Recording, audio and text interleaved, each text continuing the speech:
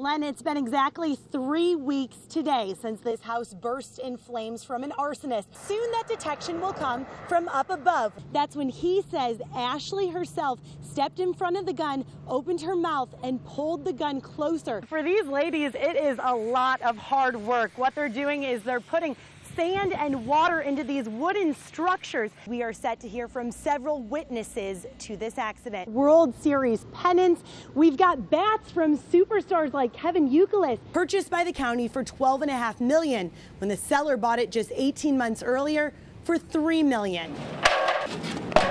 And Lee County isn't through spending money on this building. It'll spend another $3 million on renovations. Sarah, how does it work? Well, Len, typically a copper wiring underneath the street would detect your car and tell the light to turn green. But soon that detection will come from up above with a 360-degree camera. Tonight, he tells us he wants justice for the stolen seconds that he'll never get back.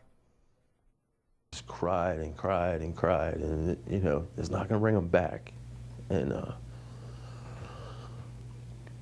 I just wanted that moment, you know? I just wanted the moment with him if I could have had it. A blink, a twitch of a finger, one final I love you, one moment to say goodbye. I could have had something with my son that I'll never get.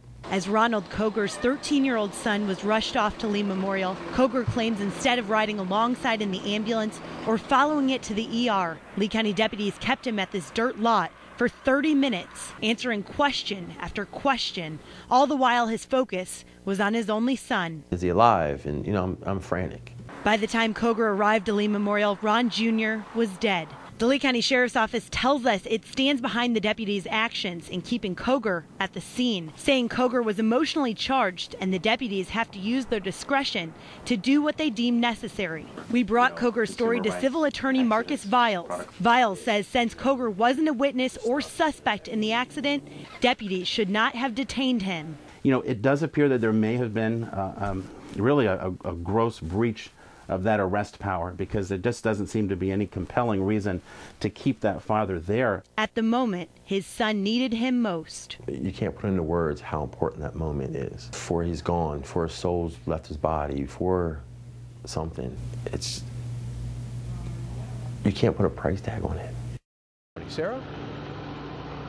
Well, here's how Dylan describes it. He says that he took the gun off of the wall on the rack. He then pointed it at the wall, leveled the gun with his finger on the trigger. That's when he says Ashley herself stepped in front of the gun, opened her mouth, and pulled the gun closer until it was just millimeters from her throat. It's the testimony that may have turned the tables in this trial. Candace Jones, a crime lab analyst for the Florida Department of Law Enforcement, testifies if Ashley pulled the rifle towards herself, that may have triggered the gun. When you place your finger on the trigger and pull in a backward fashion, it would be less than 2 pounds, so it's a very light trigger pull. The defense now turning the case towards Ashley. For a reason we will never know, Ashley walks in front of the gun with her mouth open, and the gun goes off. The assistant state attorney firing back, saying Dylan should have never pointed the gun in any direction without making sure the safety lock was on. Miss Swayze would never have been able to survive that shot.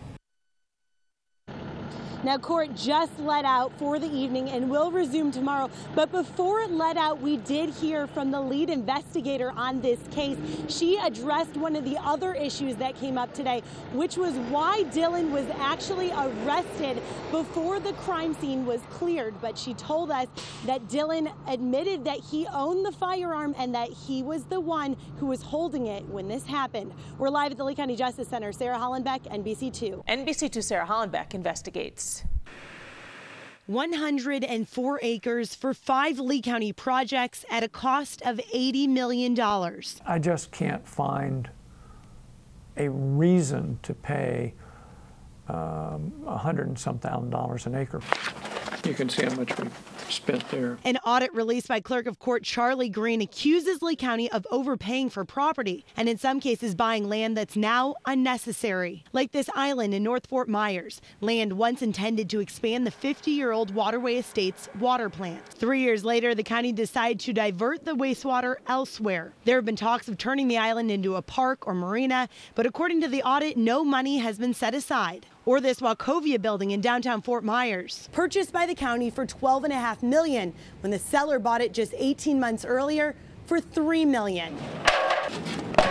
And Lee County isn't through spending money on this building. It'll spend another $3 million on renovations before moving employees in. But Commissioner Ray Judas says the audit should have put these purchases into perspective. He says each were wise investments, some to expand roads or utilities, others to bring county departments under the same roof. The county used extreme amount of vision and foresight in recognizing that we need to stay ahead of the curve to accommodate growth and development and provide a core level of service. They can believe that, but it doesn't change the price. Green hopes the results of this audit will force commissioners to vote frugal. In Lee County, Sarah Hollenbeck, NBC2. We've shown you manatee releases before, but the one this afternoon in Lee County stands out from all the rest. NBC2's Sarah Hollenbeck introduces you to a 12-year-old named Joey. His kayak, cell phone, and quick wits saved this sea cow's life. Joey LaMountain is the kind of kid that would make anyone want to bear children. This Cape Coral middle schooler is an avid kayaker with a heart of gold and a resume that already bears a distinguished title, rescuer.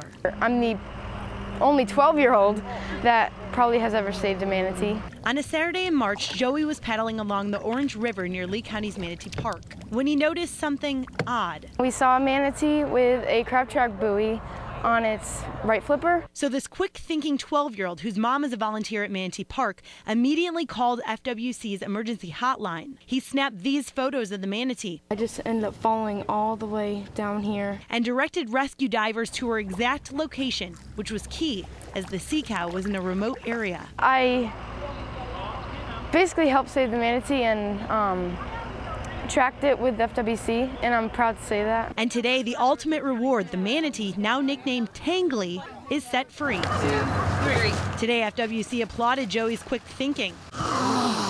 Especially critical this year, with a record 218 manatee deaths statewide. Sea cows continue to die every day from last January's cold snap. We picked up a dead manatee in Sanibel Island yesterday that still had lesions and other signs of cold stress.